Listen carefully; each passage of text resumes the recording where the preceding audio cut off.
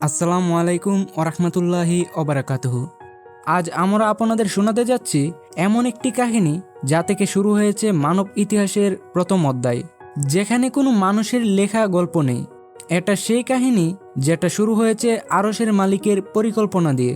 এটা সেই কাহিনী যার কেন্দ্রে আছেন বিশ্ব মানবতার পিতা সৃষ্টির সূচনা, বুদ্ধির শুরু, ভুলের প্রথম পরিচয় আর তওবার প্রথম বার্তা।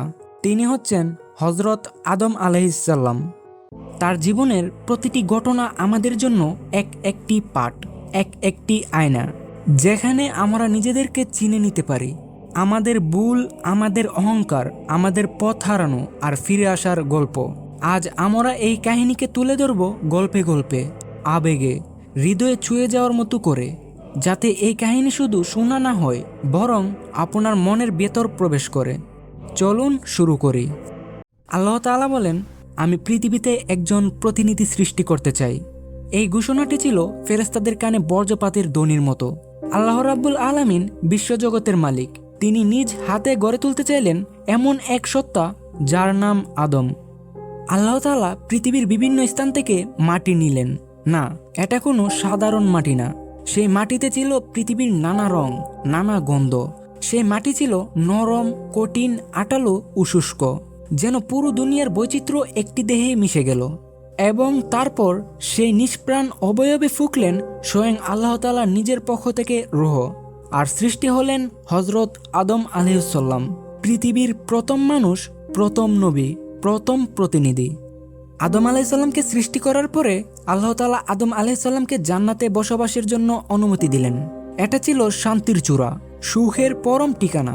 সঙ্গে ছিলেন তার জীবনসঙ্গিনী হাওয়া আলাইহিসসালাম, যাকে সৃষ্টি করা হয়েছিল আদিপিতা হজরত আদম আলাইহিসসালামের বাম পাজর থেকে।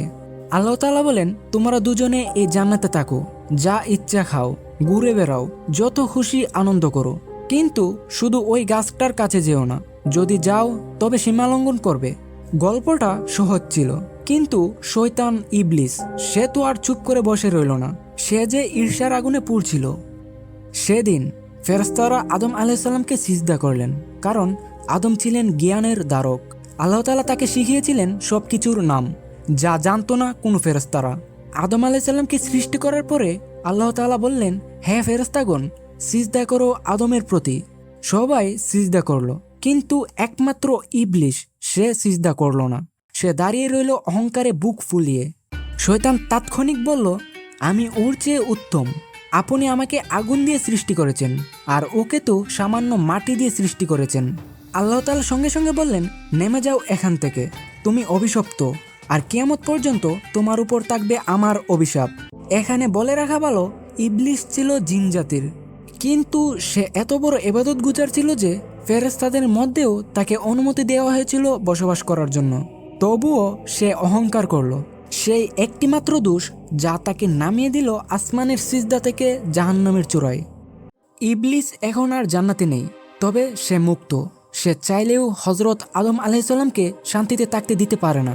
সে আল্লাহ তাআলার কাছে শপথ করেছিল, আমি ওদের পথভ্রষ্ট করব, সামনের থেকে, পেছন থেকে, ডান থেকে, বাম থেকে, তবে আপনার একনিষ্ঠ বান্দাদের আমি পথভ্রষ্ট করার শক্তি পাব না।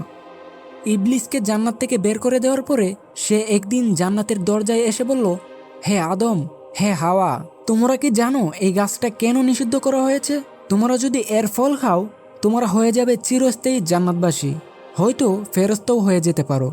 হজরত আদম ও হাওয়া আলাইহিসসালাম ছিল সরল মনের মানুষ, আর ইবলিস সে কালপ্রিট কসম পর্যন্ত করল, আমি তোমাদের শুভাকাঙ্ক্ষী, আমি তোমাদের মঙ্গল চাচ্ছি। অনেক জোরাজুরির পরে তারা ভুল করে ফেলল, তারা খেয়ে ফেলল সেই নিষিদ্ধ গাছের ফল। সাথে সাথে খুলে গেল তাদের লজ্জাস্থান। তারা গাছের পাতা দিয়ে ডাকতে লাগলো নিজেদেরকে। আর তখনই আল্লাহ তাআলার কণ্ঠস্বর ভেসে এলো, আমি কি নিষিদ্ধ করিনি? সঙ্গে সঙ্গে তারা কাঁদল, তারা অনুতপ্ত হলো। দুজনে একসাথে বলল, হে আমাদের প্রভু, আমরা নিজেদের উপর জুলুম করেছি, আপনি যদি ক্ষমা না করেন তবে আমরা তো ধ্বংস হয়ে যাব। তারপর আল্লাহ তাআলা বললেন, তোমরা নেমে যাও এবং পৃথিবীতে থাকবে এক নির্দিষ্ট সময় পর্যন্ত। সেই থেকে শুরু হলো মানব জাতির ইতিহাস। নামলেন তারা দুনিয়াতে। হজরত আদম আলাইহিসসালাম এলেন শ্রীলঙ্কায়, আর হজরত হাওয়া আলাইসাল্লাম এলেন জেদ্দা অঞ্চলে। আল্লাহ তাআলার দরবারে অনেক দিন ধরে কান্নাকাটি করার পরে একদিন তারা মিলিত হওয়ার সুযোগ পেলেন। সেই দিন থেকে শুরু হলো দুনিয়ার জীবন, শুরু হলো খলিফাতুল আরদ এর দায়িত্ব। এবং এখানেই কিন্তু শেষ নয়। হজরত আদম আলাইসাল্লামের জীবনের পরবর্তী অধ্যায়, তার নবুয়ত, সন্তানদের শিক্ষা, মানব জাতিকে দায়িত্ব বুঝিয়ে দেওয়া এবং তার মৃত্যুর করুণ স্মৃতি। চলুন সেই গল্পের দিকে এগিয়ে যাই।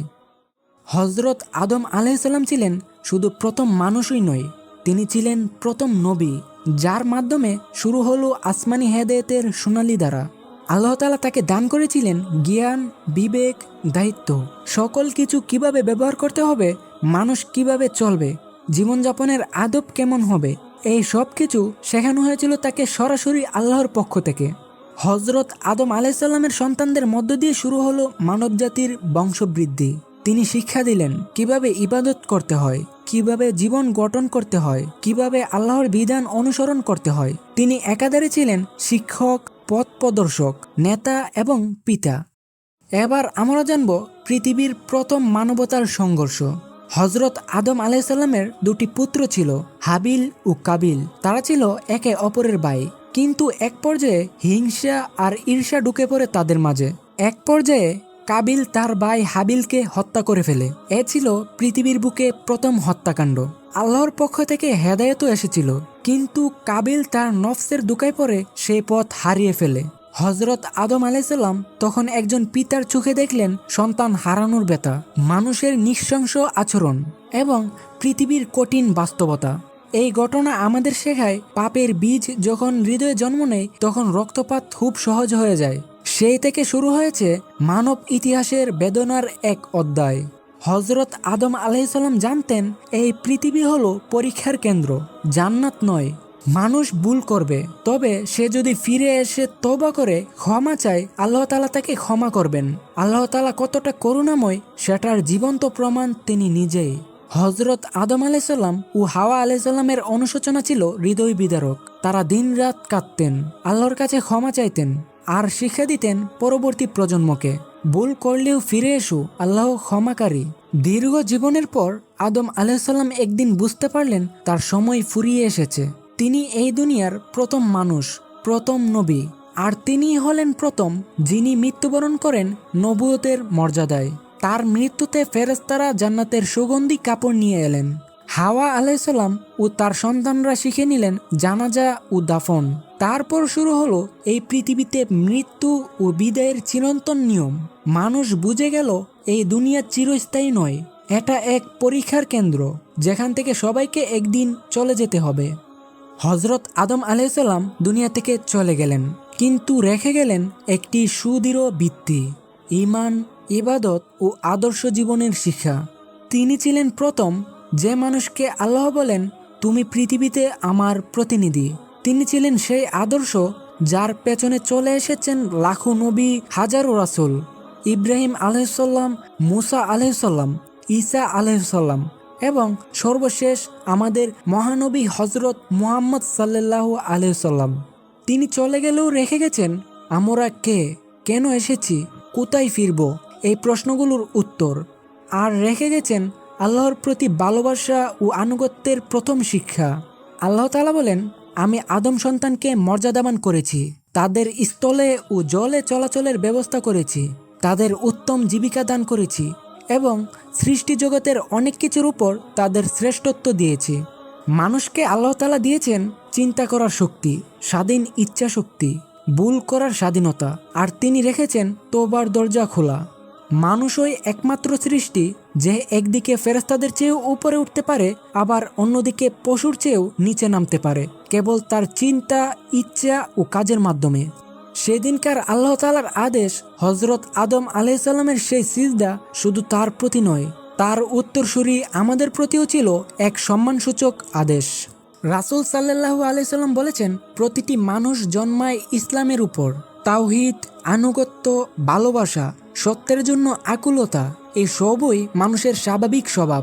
এমনকি এখনকার দিনে নাস্তিকদের বুকেও অসীম শক্তির প্রতি এক আকর্ষণ থাকে।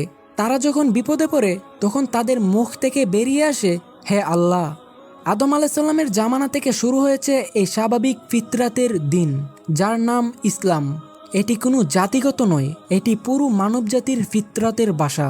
আর ইসলাম সৃষ্টি হয়েছে সেই মানবজাতির সৃষ্টির কাল থেকে। প্রিয় দর্শক, এই পর্যন্ত এই গল্পটা শুনে আপনি কি অনুভব করতে পারলেন? আপনি সেই জাতির সন্তান যার পিতা হলেন একজন নবী। আপনার শরীরে সেই মাটির গন্ধ যা আল্লাহ নিজ হাতে ছুঁয়েছিলেন। আপনার মাঝে সেই রুহ যা আল্লাহ নিজে ফুঁকেছিলেন। আপনার হৃদয়ে আজও সেই আহ্বান বাজে, আলস্তু বি রব্বিকুম, আমি কি তোমাদের প্রতিপালক নই? আর আপনার আত্মা আজও ফিসফিস করে বলে, বালা, হ্যাঁ, হে আল্লাহ, আপনি আমাদের প্রভু। তাহলে আপনার কাছে একটাই প্রশ্ন, আপনি সেই আদর্শের উত্তরসূরি হয়ে হজরত আদম আলাইসাল্লামের সম্মান বুকে ধারণ করে তার মতো তওবা করে আল্লাহর পথে ফিরতে প্রস্তুত তো? আজকের এই ভিডিওটা যদি আপনার একটুও ভালো লেগে থাকে তাহলে এই ভিডিওটা শেয়ার করবেন আপনার সেই বন্ধুদের মাঝে যারা ইসলাম সম্পর্কে জানতে চায়, যারা নবী রাসূল সম্পর্কে জানতে চায়। আর যদি এই ভিডিওটি আপনার মনে ধরে পরবর্তীতে আপনি কোন নবী এবং সাহাবীর জীবনী নিয়ে জানতে চান সেটি কমেন্ট করে জানিয়ে দিন। আর আমাদের চ্যানেলে নতুন হয়ে থাকলে অবশ্যই চ্যানেলটি সাবস্ক্রাইব করবেন। ফেসবুক পেজ থেকে ভিডিওটি দেখলে অবশ্যই ফেসবুক পেজটি ফলো দিয়ে রাখবেন যাতে পরবর্তী ভিডিওটা আপনার কাছে পৌঁছে যায়।